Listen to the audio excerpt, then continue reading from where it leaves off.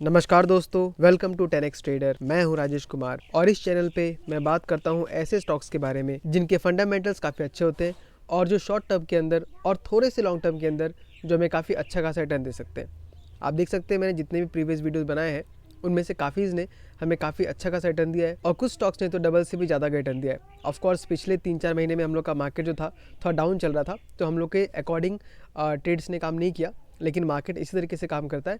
हमें अच्छे कंपनीज को देखना चाहिए और अच्छे वैल्यूएशन पे देखना चाहिए। उसके बाद हमें वहाँ पोजीशन लेने के बाद बस वेट एंड वॉच करना होता है। अगर कंपनी अच्छा परफॉर्म करती है तो उसको ट्रेड को फॉरवर्ड लेके जाना है। अगर हमको दिखता है कि हमारे अकॉर्डिंग काम नहीं कर रही है तो स्टॉप लॉस लेके हमको निकल जाना है। कभी भी मार्केट को अंडर एस्टिमेट मत कीजिए। मार्केट को सब पता है, वो हमेशा हमसे आगे सोचती है। तो अगर आपके फेवर में या आपके तरीके से आपने जिस तरीके से सोचा है उस तरीके से मार्केट नहीं जा रहा है तो आपको उसके अगेंस्ट में बैट नहीं करना है। आपको उसके साथ ही अपने आप को एडजस्ट कर लेना है और डिसीजन को चेंज करने में बहुत ज़्यादा आपको टाइम नहीं लगाना है। क्योंकि अगर आपको ट्रेड करना है, स्विंग ट्रेड करना है, भले आप 3 महीने के लिए कीजिए या 6 महीने के लिए कीजिए, लेकिन एक प्रॉपर स्ट्रेटेजी होना बहुत ज़रूरी है। उसके बिना आप जहाँ तहाँ भटकते रहेंगे और आपको कुछ प्रॉपर रिजल्ट नहीं मिलेगा। तो आज मैं जिस स्टॉक के बारे में बात करने वाला हूँ उसका नाम है UTI AMC और इसके बारे में मैंने पहले वीडियो बनाया है, लेकिन जब मैं लास्ट टाइम वीडियो बनाया था तो उसका प्राइस अराउंड 1000 के आसपास चल रहा था, यानी कि इधर कहीं पे चल रहा था। और मेरा जो खुद का जो बाइंग प्राइस है वो 1060 के आसपास का है। तो देख सकते हैं वहाँ से स्टॉक ने हमको अराउंड 30% तक का रिटर्न दे दिया है, जो कि बहुत ही अच्छा खासा रिटर्न है। तो चलिए एक बार फिर से देख लेते हैं कि क्या रीज़न था स्टॉक को बाय करने का। लेकिन वीडियो में आगे बढ़ने से पहले आपको एक मैं डिस्क्लेमर दे देना चाहता हूँ कि इन वीडियोज़ में मैं जो भी स्टॉक्स का नाम लेता हूँ वो सिर्फ एजुकेशन पर्पज़ के लिए होता है, वो किसी भी टाइप का रिकमेंडेशन नहीं है।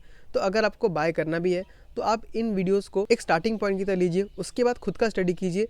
अगर आपको लगता है आप खुद कॉन्फिडेंट होते हैं तो ही आपको बाय करना है, नहीं तो आपको बहुत अच्छा खासा लॉस भी हो सकता है। तो चलिए डिस्क्लेमर के साथ हम देखते हैं कि हमने यहाँ बाय क्यों किया था। यहाँ जो रीज़न था मेरा बाय करने का वो था हमको यहाँ पे क्लियर राउंडिंग बॉटम फॉर्म होते हुए नजर आया था। आप यहाँ पे देख सकते हैं। और ये जो लास्ट हमको हाइट मिला था देखने को 1100 का, वो सितंबर 2021 में मिला था और इसको ब्रेकआउट हमको देखने मिला 2024 में, यानी कि पूरे 3 साल बाद हमको ब्रेकआउट देखने को मिला। और ब्रेकआउट के बाद स्टॉक काफ़ी अच्छा खासा हमको अप मूव भी दे रहा है। आप देखिए ब्रेकआउट होने के बाद स्टॉक 18% अप है और क्लियर एक हमको अप ट्रेंड में दिख रहा है, यानी स्टॉक जो है ब्रेकआउट देने के बाद 50 डेज़ के सपोर्ट को लेके आगे बढ़ने का ट्राई कर रहा है। और ये जो फिलहाल का जो लेवल है 1366 का, ये एक छोटा सा हमको कंसोलिडेशन जोन बोल सकते हैं, एक हल्का सा रेजिस्टेंस की तरह दिख रहा है। अगर इसको ब्रेकआउट दे देता है तो स्टॉक का टारगेट जो हम लोग का है वो काफ़ी ऊपर तक का है। और टारगेट देखने के लिए सिंपल, आपको बस इसके कप का जो डेप्थ है वो मेजरमेंट लेना है और आपको यहाँ पे ब्रेकआउट के पहले स्टार्ट कर देना है, खड़ा कर देना है। तो आप देख सकते हैं जो इसका टारगेट निकल के आ रहा है वो 1800 का निकल के आ रहा है। तो यहाँ से अगर हम 1800 का टारगेट देखते हैं तो हमको परसेंटेज में अराउंड 57% तक का रिटर्न मिल रहा है, जो कि बहुत ही बड़े रिटर्न है। और इतना अप मूव होने के बाद भी अगर आप 18% को छोड़ देते हैं तो भी आपको फिलहाल यहाँ पे 31% तक का प्रॉफिट हो सकता है। लेकिन एक बार हम देखते हैं कि ब्रेकआउट मिलने के बाद 18% रिटर्न मिलने के बाद क्या अभी भी इसमें एक अच्छा खासा अपॉर्चुनिटी है बाय करने का। तो उसके लिए हम देख लेते हैं कंपनी के फंडामेंटल्स में थोड़ा आके। तो आप देख सकते हैं UTI AMC का जो मार्केट कैप है वो ओनली 17,000 का है, यानी कि कंपनी एक मिड कैप कंपनी है और बहुत आगे बढ़ सकती है। वहीं पे स्टॉक का प्राइस ट्रेडिंग देखिए तो 20 का है, फेयरली वैल्यूड है।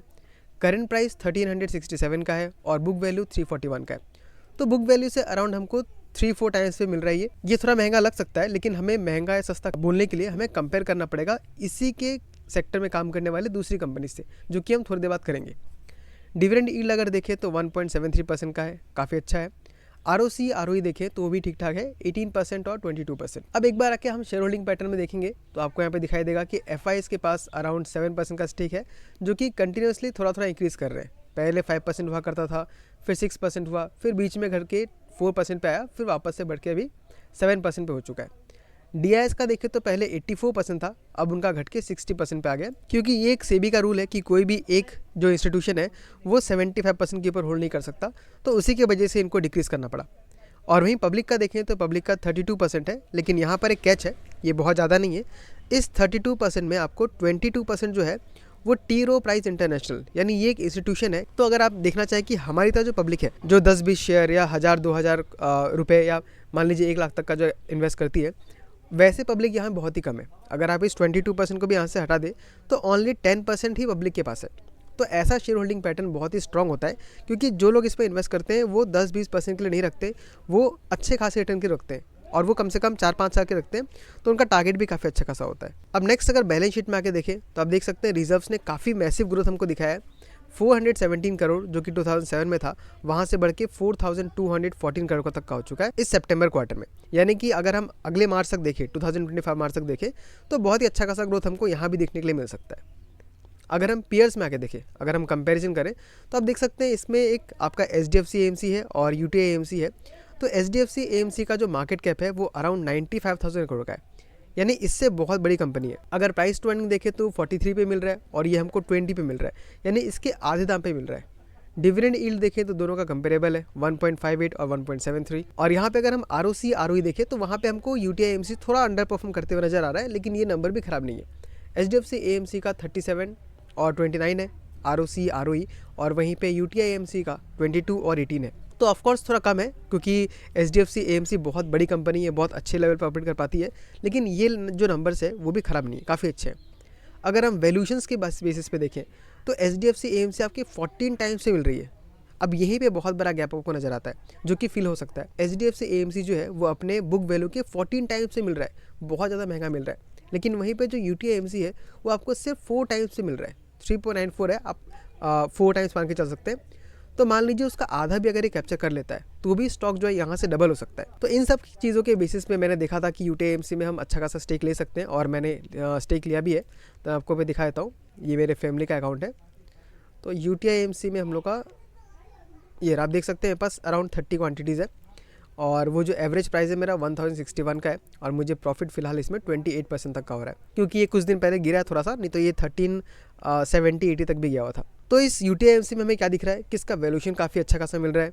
इस सेक्टर में, जो कि एसेट मैनेजमेंट कंपनीज़ का जो सेक्टर है, वो बहुत ही अच्छा खासा ग्रोथ कर सकता है, क्योंकि जिस तरीके से आदमी लोग को नॉलेज आ रहा है, वो लोग म्यूचुअल फंड्स में, स्टॉक्स में इन्वेस्ट कर रहे हैं, और जितना इन्वेस्टमेंट बढ़ेगा उतना ही इन कंपनी को बहुत ज़्यादा प्रॉफिट होगा। तो अगर हम टेक्निकल बेसिस पे भी देखें तो टारगेट हमें काफ़ी अच्छा खासा नजर आता है, फंडामेंटल्स भी देखें तो काफ़ी अच्छा है, और वैल्यूएशन देखें तो भी हमें काफ़ी सस्ता मिल रहा है। तो इस बेसिस पे जो UTI AMC है, अभी भी मुझे लगता है ऐसा कि काफ़ी अच्छा खासा हमको एक पोजीशन भी मिल रहा है, यहाँ पे लेके हम काफ़ी अच्छा खासा प्रॉफिट कमा सकते हैं। लेकिन अगेन आपको बोल देना चाहता हूँ कि ये कोई रिकमेंडेशन नहीं है, सिर्फ एजुकेशन पर्पज़ के लिए। आप भी जाके देखिए, अगर आपको कॉन्फिडेंस आता है तो ही आपको स्टेक लेना है। अब देखिए, मैंने आपको इसके बारे में इतना कुछ अच्छा बात बताया, लेकिन इसका मतलब ये नहीं कि मैंने पूरा ही पैसा इसमें लगा दिया है। आप यहाँ पे देखिए, जो मेरा टोटल पोर्टफोलियो है वो अराउंड इतने का है, आप स्क्रीन पे देख सकते हैं। लेकिन जो मैंने UTI में बाय किया है वो ओनली मैंने 40,000 का किया है। एक्चुअली 30 है, लेकिन मेरे को प्रॉफिट मिला के 40 हो रहा है।